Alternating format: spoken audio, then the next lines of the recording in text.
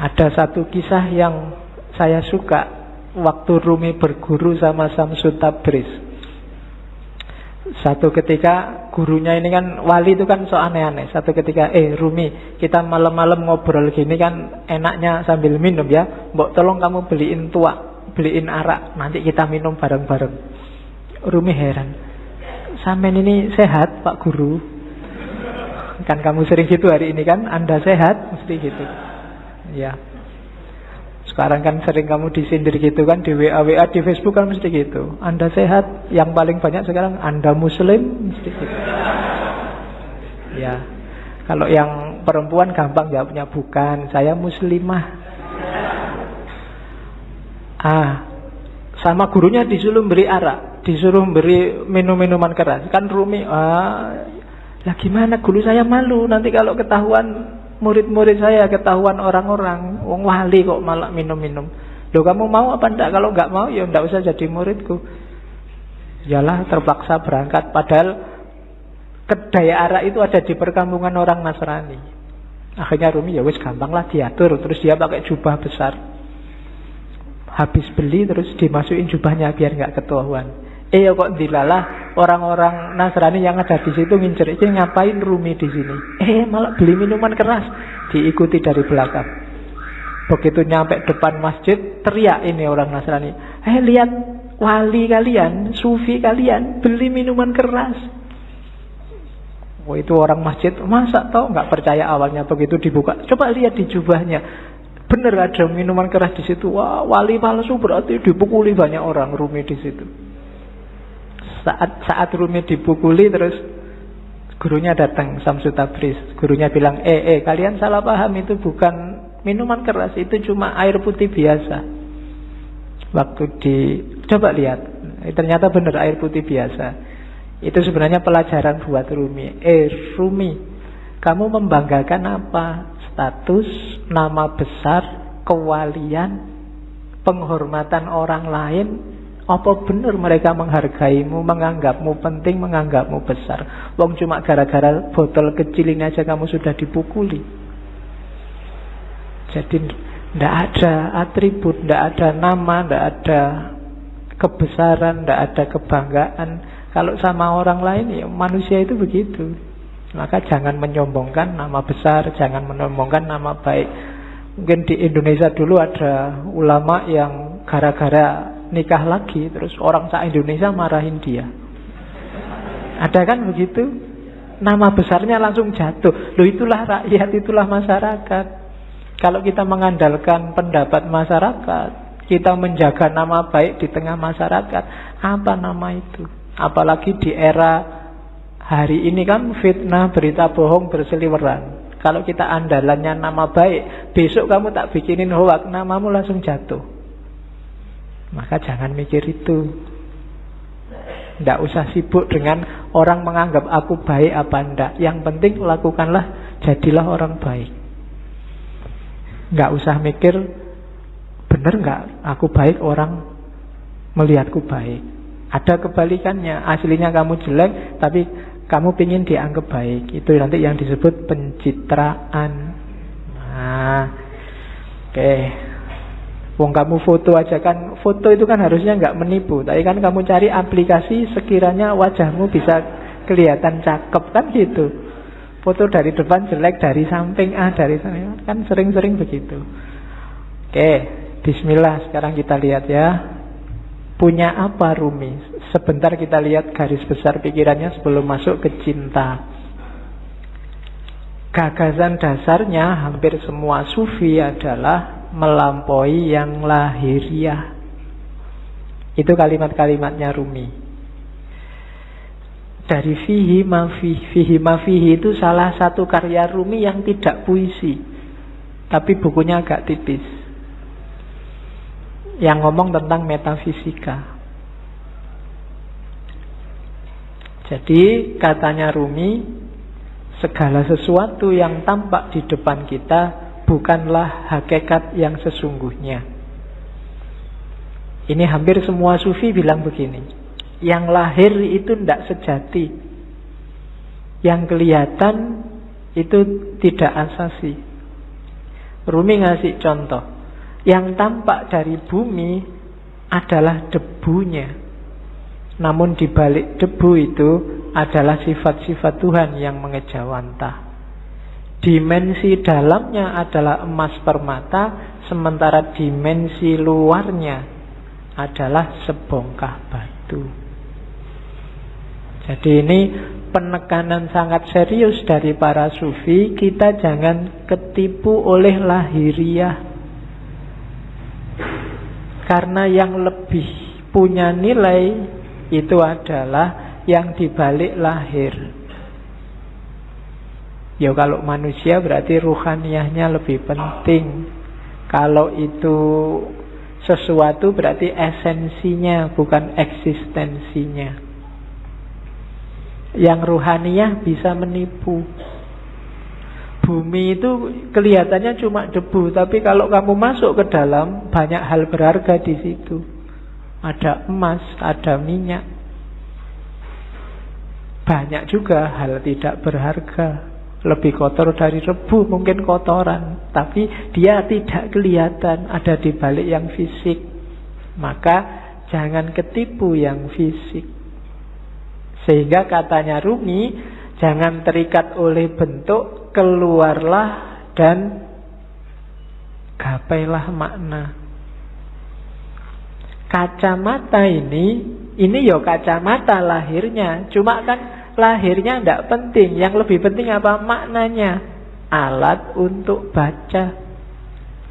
Kalau cuma lahirnya ya cuma kaca sama plastik sama itu.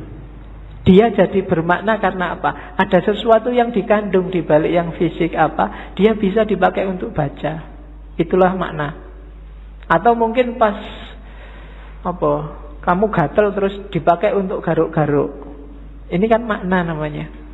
Kelihatannya tidak penting, tapi dia maknanya apa itu lebih penting. Teh ini misalnya, ini kan minum biar kamu hausnya hilang.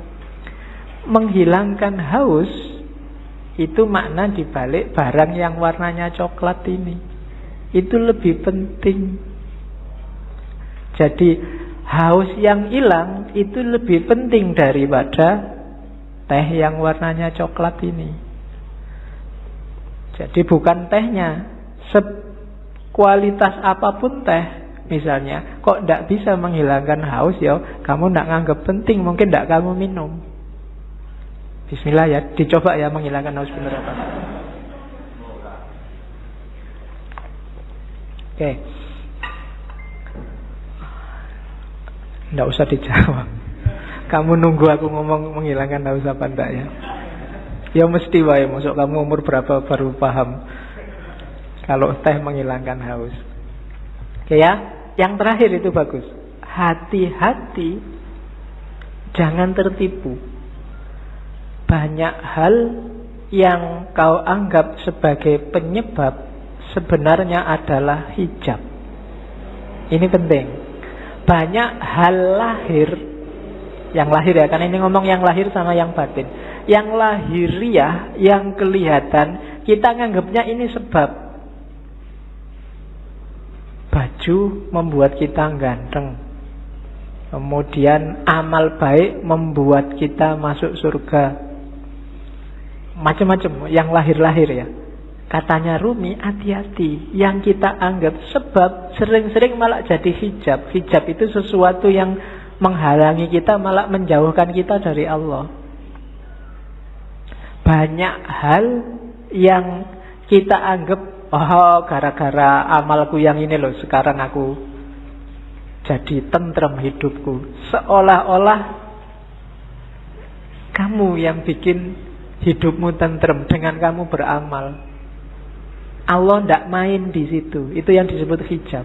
Perannya Allah kamu hilangkan. Kamu menjauh dari Allah gara-gara yang kamu anggap sebab tadi.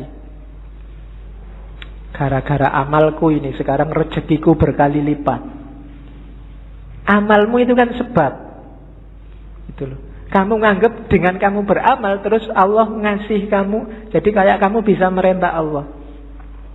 Ini hijab kalau bahasanya Rumi. bikin kamu malah jauh dari Allah. Seolah-olah kamu yang mengatur ceritanya, padahal bukan. Kan sering ya yang ceramah-ceramah, mari kita sedekah sekian, nanti baliknya sekian. Ya, dompet, mana dompet? Kan mesti gitu. Sering-sering. Nah, ndak, iya mungkin begitu, tapi jangan dianggap sebabnya itu. Terserah Allah lah. Misalnya Allah menjanjikan 7.000, terus kamu cuma dikasih 5.000, apa ya? Kamu bisa komplain. Atau ayatnya bilang 7.000, terus kamu dikasih 700.000, kan ya ndak suka-suka Allah. Amalmu bukan sebabnya.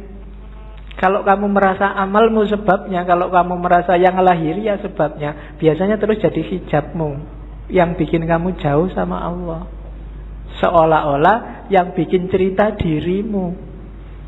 Sodakoah biar nggak ketemu bencana. Seolah-olah kamu yang ngatur ceritanya.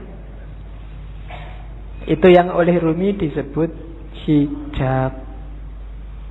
Jangan salah, yang lahir-lahir, yang sering kita anggap sebab, itu ternyata nantinya berubah jadi hijab. Jadi lampauilah yang lahiriah itu. Terus,